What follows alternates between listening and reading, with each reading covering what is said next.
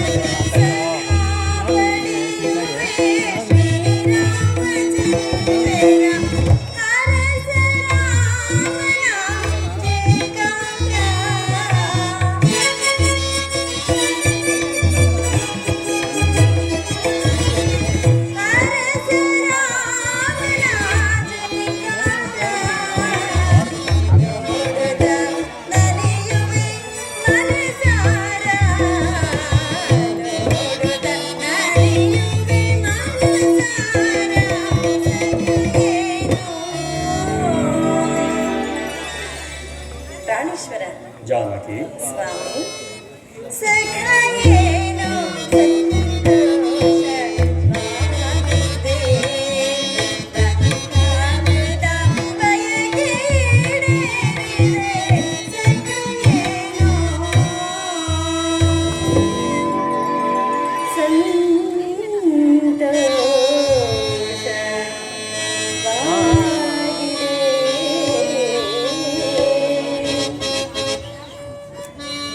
ಸ್ವಾಮಿ, ಜಾನಕಿ. ಈ ದಿವಸ ನಿಮ್ಮ ಪಟ್ಟಾಭಿಷೇಕ ಮಹೋತ್ಸವ ಆದ ಕಾರಣ ಸಂತೋಷವಾಗಿರಬೇಕಾಗಿದ್ದ ಈ ನಿಮ್ಮ ಮುಖಾರವಿಂದವು ಈ ರೀತಿಯಾಗಿ ಕಳೆಗುಂದಿರಲು ಕಾರಣವೇನು ಸ್ವಾಮಿ?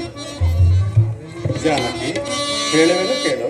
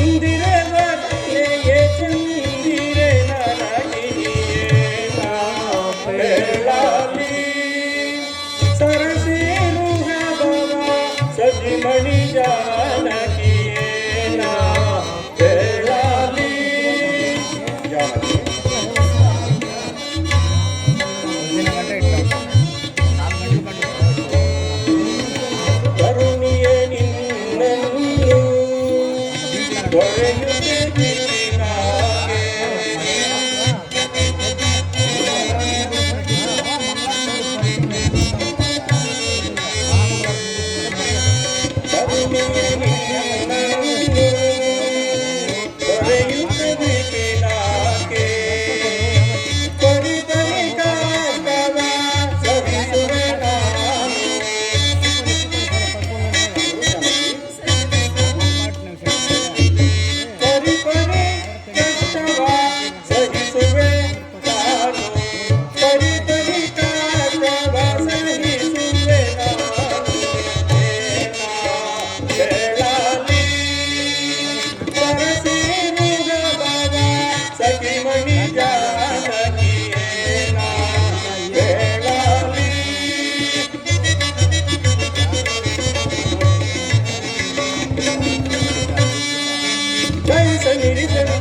ದಪ ನಿಧ ಗಮಯೇನ ಹೇಳಲಿ ಜಾನಕಿ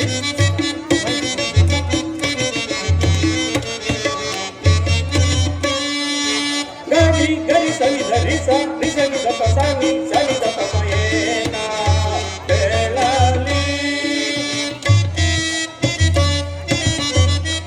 ಜಾನಕಿ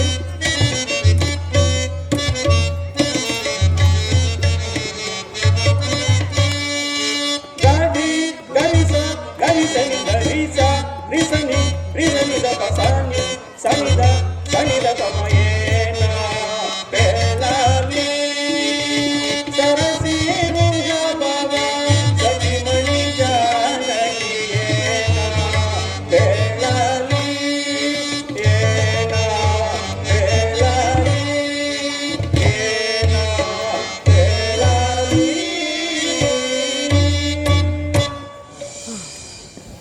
ಜಾನಕಿ ನಮ್ಮ ಚಿಕ್ಕ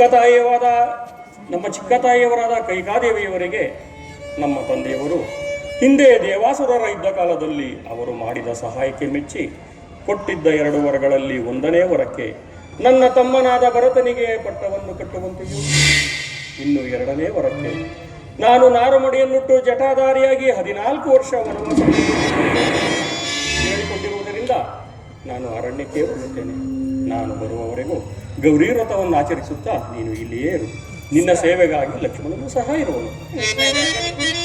ಆರುಗಳಿಗೆ ಆದ್ರೂ ಬದುಕುಳಿಯಲಾರದ ನಾನು ನಿಮ್ಮನ್ನು ಆಗಲಿ ಅಯೋಧ್ಯೆಯಲ್ಲಿ ಉಳಿಯಲಾರದು ಸ್ವಾಮಿ.